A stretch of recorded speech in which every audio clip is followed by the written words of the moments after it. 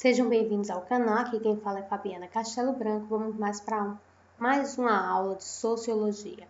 Hoje o conteúdo é movimentos sociais, tá bom? Então, o que seria, movimentos sociais, tá bom? Segundo Maria da Glória Gon, conceitua-se que movimentos sociais são ações coletivas de caráter sociopolítico, construídos por atores sociais pertencentes a diferentes classes e camadas sociais. Eles politizam suas demandas e criam um campo político de força social na sociedade civil.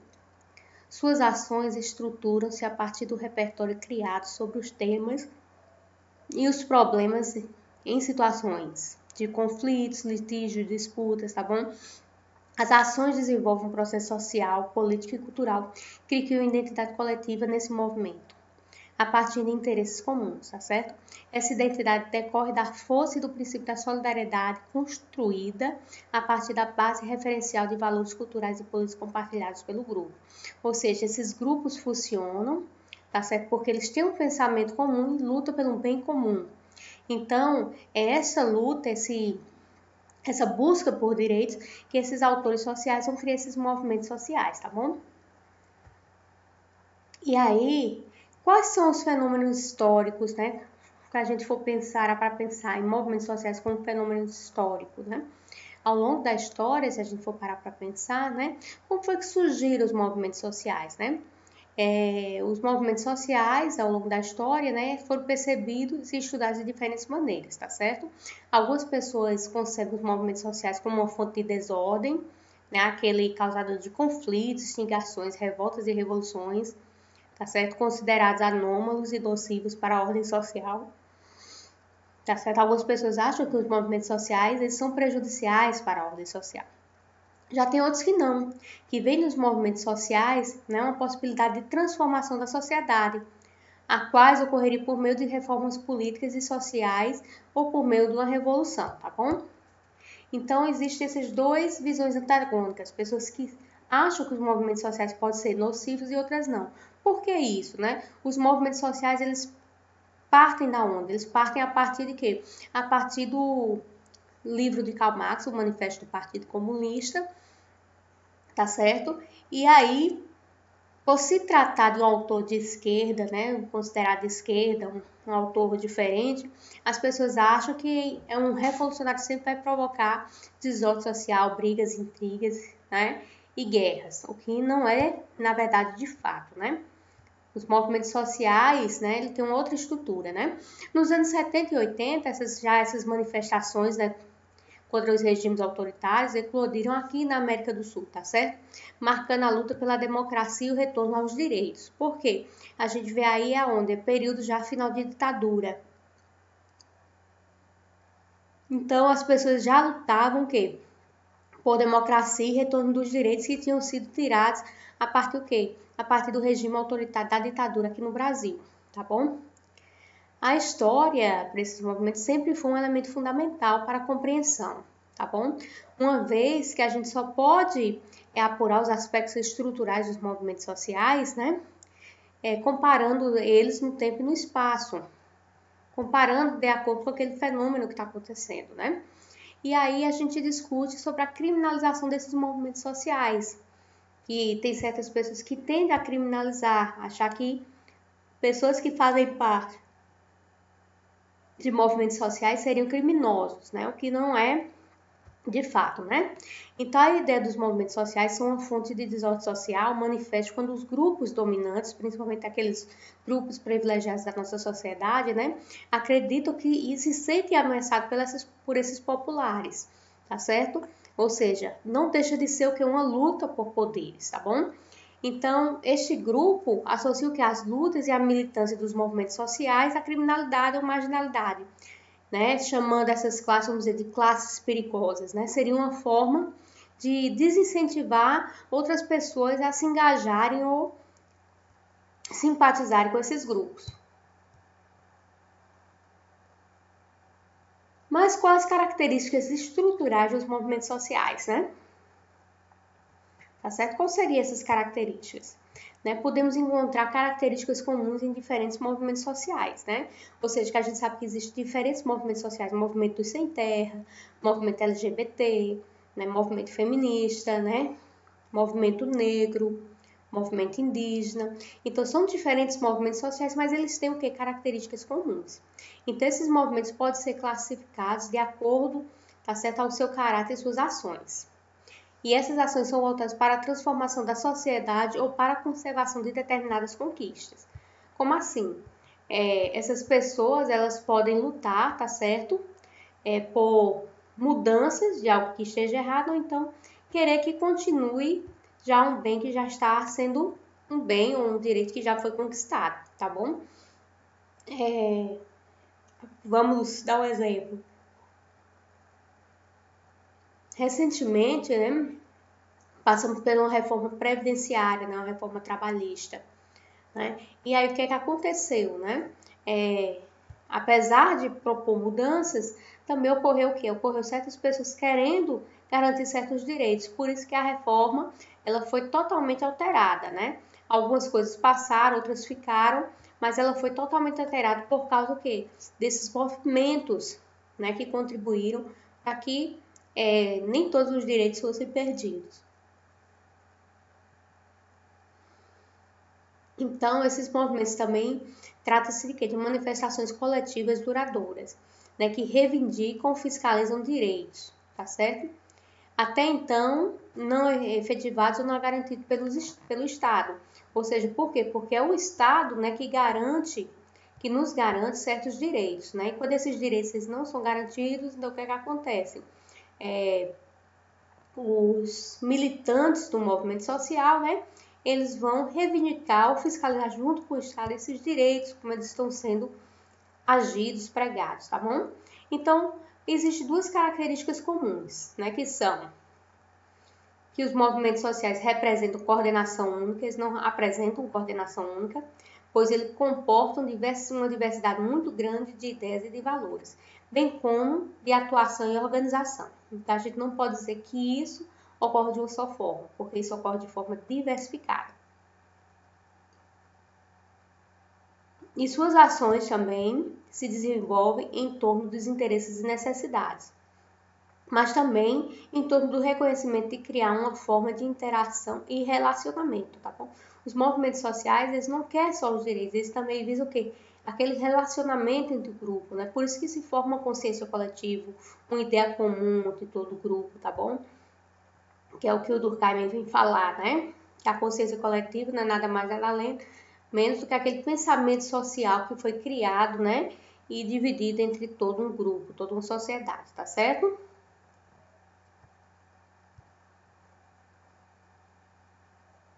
Então, com relação ao Estado, o movimento social faria uma parceria ou um confronto? Seria um instrumento de parceria ou de confronto, tá bom? E aí a gente pensa, né? Por muito tempo a gente acreditou que as relações do movimento social com o Estado eram de confronto, sempre foi de guerra, de briga, mas não é nem tanto assim, né? Quando ocorria esse movimento de confronto, era mais quando o Estado era o quê? Centralizado, autoritário, ou dominado unicamente por um grupo ou por uma elite nacional, tá certo? Porém, a cada dia que passa, nosso Estado, nossos representantes políticos, ele vem assumindo várias classes, várias massas, vários grupos, né? Os representantes vêm sendo diversos, tá bom? Então, quando o Estado ele é mais aberto às demandas da sociedade civil, o que acontece? Amplia-se a possibilidade também de relação com esses atores sociais, né? Que seja uma atitude não só de confronto, ou seja, abre-se a possibilidade de um diálogo, né, de um acordo entre as partes, tá bom? E aí a gente lembra bem daquele movimento social que teve há pouco tempo, que foi a greve dos caminhoneiros, né? E aí, como foi que parou? Não teve guerra armada, não teve briga armada. Em alguns cantos, pouquíssima, né? Mas como foi que terminou a greve dos caminhoneiros? Terminou-se a partir de um acordo, né, feito entre os líderes do movimento, né, dos caminhoneiros e o Estado, né, o Estado político, tá bom? E aí, os objetivos, né? Eles visam o que, os objetivos desse movimento? Eles visam transformação ou conservação, tá certo? Então, os movimentos lutam por causas que vão além dos interesses particulares, né? Como a gente já disse, são interesses coletivos formados por um grupo que se forma a partir de uma consciência coletiva, né? Então, quais os objetivos, né? Seus objetivos, quando alcançados, né, transformam a vida de muita gente e busca a ampliação e a ampliação e a manutenção de direitos, né? Não para um sujeito, mas para todos, para um grupo, tá bom? E aí, esses movimentos, já os movimentos revolucionários, já é diferente. Ele não visa promover a reorganização radical de toda a sociedade, transformar, né? Mas ele quer o quê? Quer algo mais profundo. Ele quer, né? Ele não quer mais que essas leis que o Estado estrutura, né? Realmente modifique. Ele quer mudar o mais importante. Ele quer mudar as bases da sociedade, né? Aquelas bases que legitimam a autoridade e permitem o funcionamento do Estado. Né? Deixa eu dar um exemplo para que fique mais claro. Vamos pensar um movimento tradicional. Vamos pensar um movimento tradicional a partir do movimento negro, do movimento indígena. Se a gente quer um movimento tradicional, a gente pensa o quê? Vamos garantir direitos, né, para os índios, vamos garantir direitos que sejam respeitados e tudo mais. Isso é um movimento tradicional, né? Ou seja, quer somente garantir direitos e ampliação e manutenção dos direitos. Já o movimento revolucionário não, ele quer modificar a base. Então, ele quer modificar o quê? A própria visão da sociedade sobre o contexto índio, tá bom? Não só a manutenção de direitos, tá certo? E ampliação, mas ele também quer garantir o respeito, quer garantir tudo que legitima, né? E aí a gente tem todo um imaginário, né? Às vezes, uma cultura ideológica que desvaloriza certos povos. Então, esse movimento revolucionário, ele teria por fim de mudar essas bases, essas concepções ideológicas, né? Então, ele vai bem mais profundo, ele visa a base de toda a organização política, tá bom? E aí a gente falar de movimentos tradicionais e novos movimentos sociais, tá certo? A gente vê que os movimentos tradicionais se constituem principalmente com base nas lutas de trabalhadores desde a consolidação do capitalismo, né? Como eu já disse a vocês, através da concepção de Karl Marx, né, os movimentos surgem através de quê? Através da luta pela transformação, principalmente dessa classe que era explorada lá na Revolução Industrial, que surgiu o novo proletariado, né, que trabalhava altas horas, né, de trabalho, pouca alimentação, ganhava muito pouco, não tinha um salário específico para ganhar, né? E era o quê? Uma atividade muito insalubre, tá certo? Então, esses movimentos políticos, foi a partir daí, né, com essa opressão, tá certo? Principalmente da elite sobre a classe trabalhadora, que surge o quê? Os sindicatos, os movimentos sindicatos, aqueles que deram, né, origem a essas associações de trabalhadores, a partidos políticos trabalhistas, né?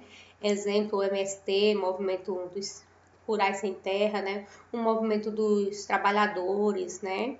O movimento estudantil, tudo isso surge, né? São esses movimentos tradicionais, né? E o movimento estudantil foi algo bem importante dentro do contexto político, né? Principalmente no processo das diretas já, né? No processo do impeachment do Collor, né? Os estudantes sempre tiveram lá e a UNE, né? Então, são movimentos importantes para a modificação do nosso país, tá bom? Já os movimentos, né, da atualidade, tá bom? Esses movimentos mais atuais, eles já têm uma nova concepção, tá bom?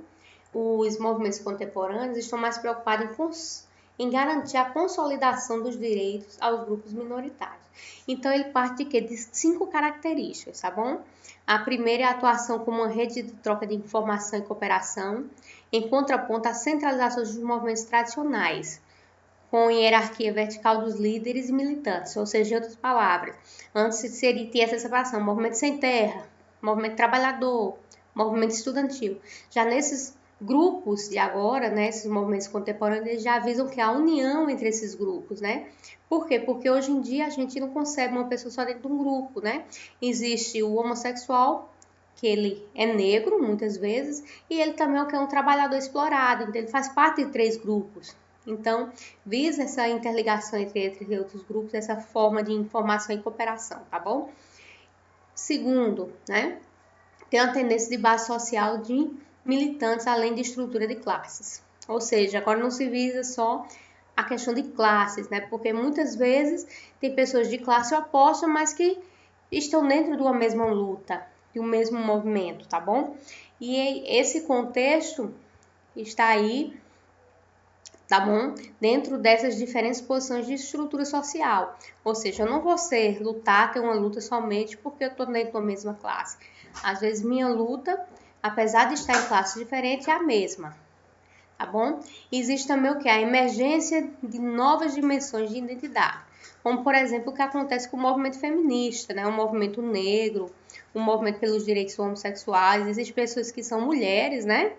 São mulheres negras, né? Então, todo esse movimento, né? Essas dimensões da emergência, tá certo? Dessas novas identidades, formam esse novo grupos, tá bom? E aí surge também a incorporação dos aspectos íntimos e individuais da vida humana e suas agendas de ação, né? Eu lembro bem daquelas questões íntimas, né? Aquele movimento que teve há pouco tempo, que foi considerado como a Marcha das Vadias, né? Onde as mulheres queriam vestir roupas mais curtas, mais coladas, né? E cobrava o quê? O respeito dos homens, do patriarcado, né? De usarem o que quiser e ser respeitadas independente do que usem, né? E aí estava justamente dentro dessa ideia de incorporação de aspectos íntimos e individuais da vida humana de cada mulher, tá bom? E aí, como última característica, tem a alternativa aos canais convencionais de participação das democracias ocidentais, tá bem? Que vem sofrendo com seguidas crises de credibilidade. Né, partido político, organizações sindicais. Então, o que é que vem acontecendo? Esses partidos políticos, essas organizações sindicais, né, vêm perdendo um pouco essa participação de democracia. Então, o que é que acontece? Eles querem que o povo realmente participe da vida política. O que é importante, por quê? Porque sem vida política, né, gente, não existe modificação do Estado. O que é que modifica o Estado? É a política. Quem cria as leis, quem modifica as leis, né? São os políticos. E todos nós podemos o quê? Entrar dentro da questão política, né? Política é uma parte que todos fazem, né? Então, adentrando dentro do conteúdo dos movimentos sociais chamados sindicatos, tá bom? A gente vai discutir um pouquinho, tá bom? Sobre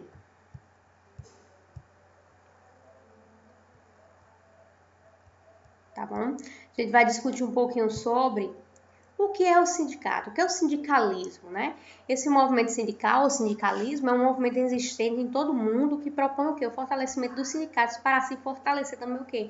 A luta da classe trabalhadora em defesa de direitos básicos ligados às relações estabelecidas no mundo do trabalho, principalmente as relações entre patrões e funcionários, tá certo? Ou seja, e aí a gente hoje tem vários sindicatos, sindicato do comércio, sindicato bancário, sindicato da empregada doméstica, né? É justamente visando esse respeito mútuo, né? Para o quê? Para que essa classe trabalhadora não seja explorada pelos empregadores, tá bom? E aí o sindicato, ele vem o quê? Sendo um grande aliado nessa perspectiva, né? Apesar que nem toda classe trabalhadora tem consciência disso, tá bom?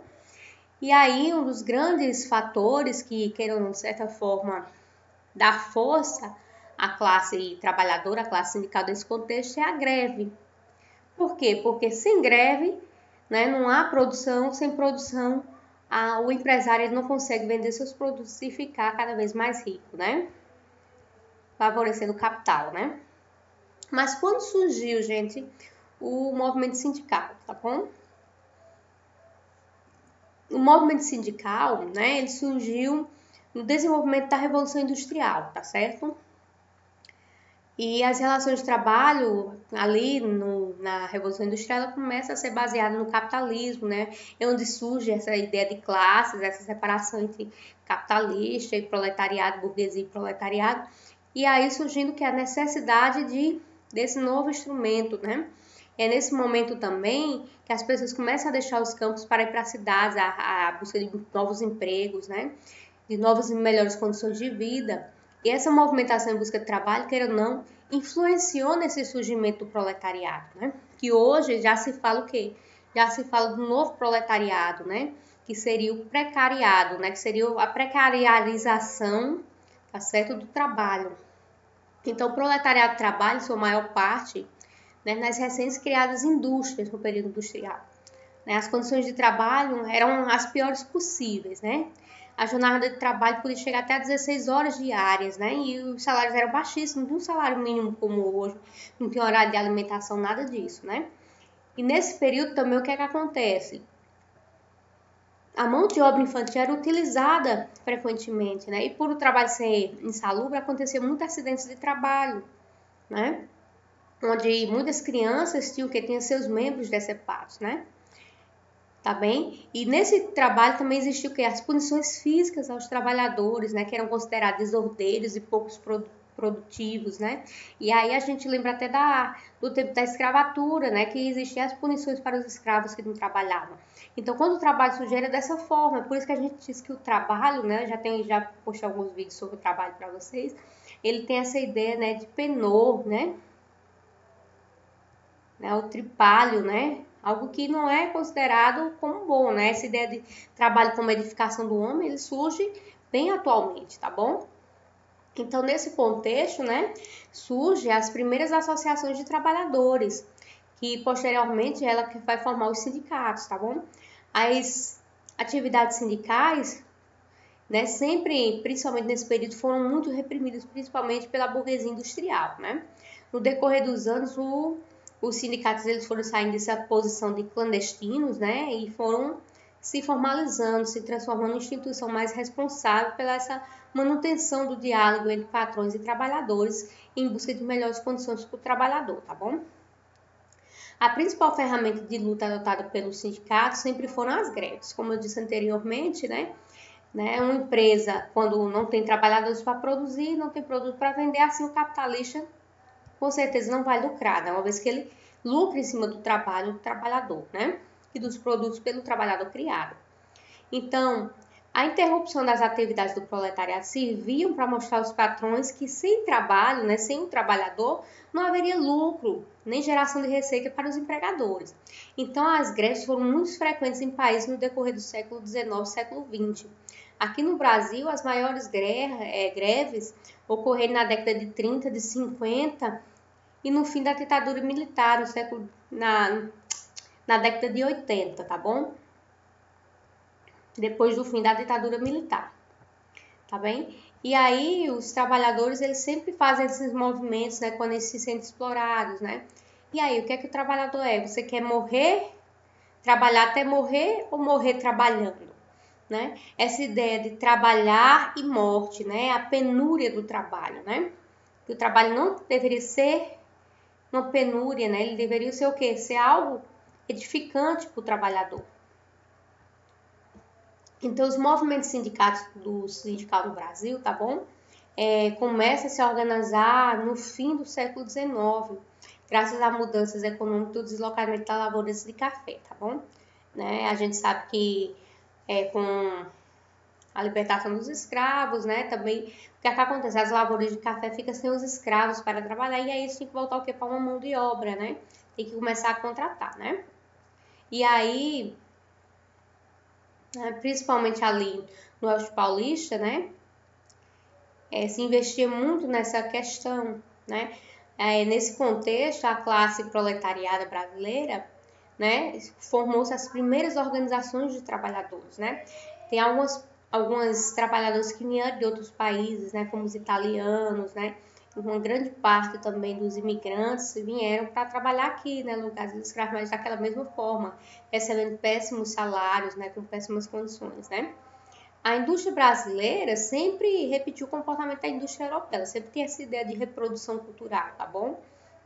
Com longas jornadas de trabalho, condições insalubres, baixa remuneração, demissões inesperadas e sem aviso prévio, tá certo? E eram feitas verbalmente, não tinha documento nenhum garantindo o trabalho de ninguém. Existia acidentes de trabalho, proliferação de doenças por causa das péssimas condições. Então, tudo isso existia, tá certo? aqui também na indústria brasileira, assim como era na Europa, tá bom?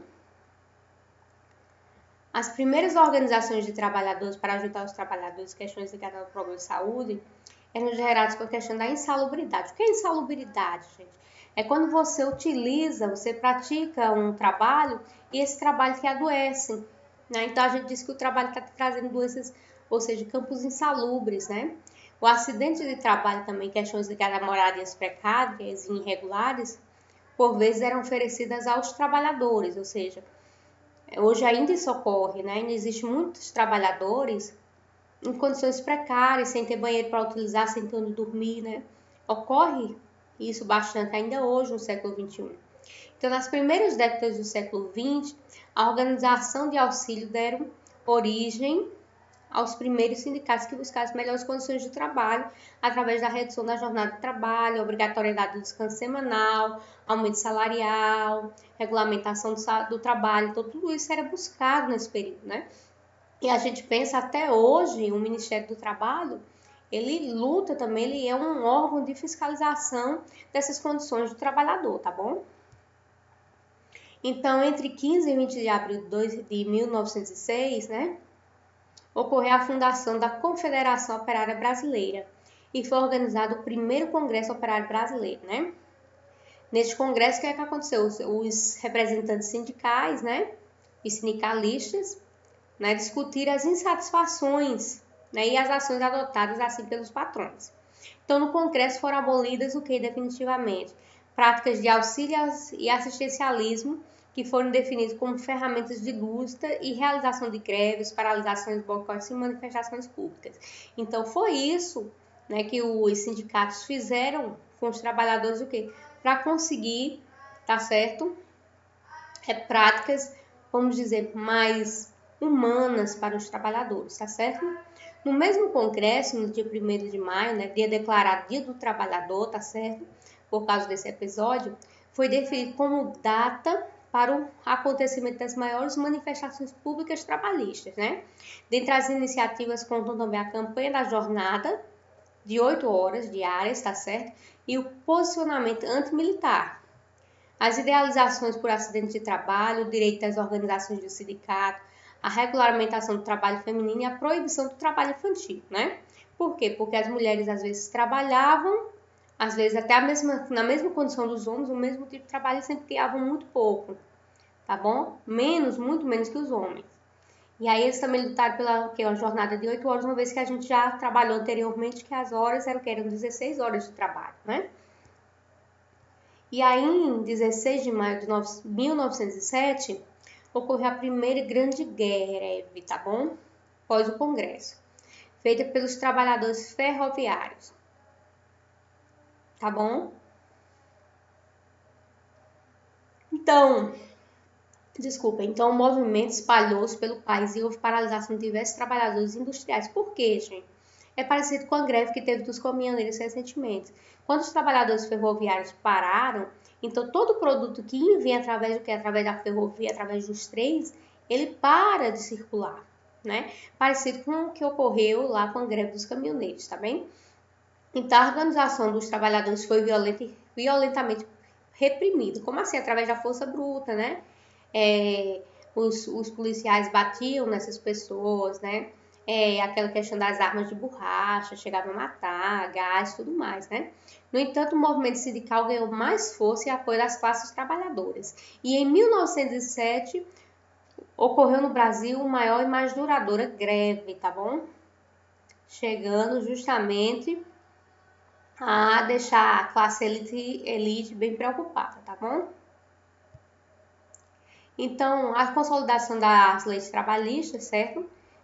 É um processo histórico, né, que ocorre quando, em 1943, por Getúlio Vargas, né, considerado o pai dos pobres, tá certo?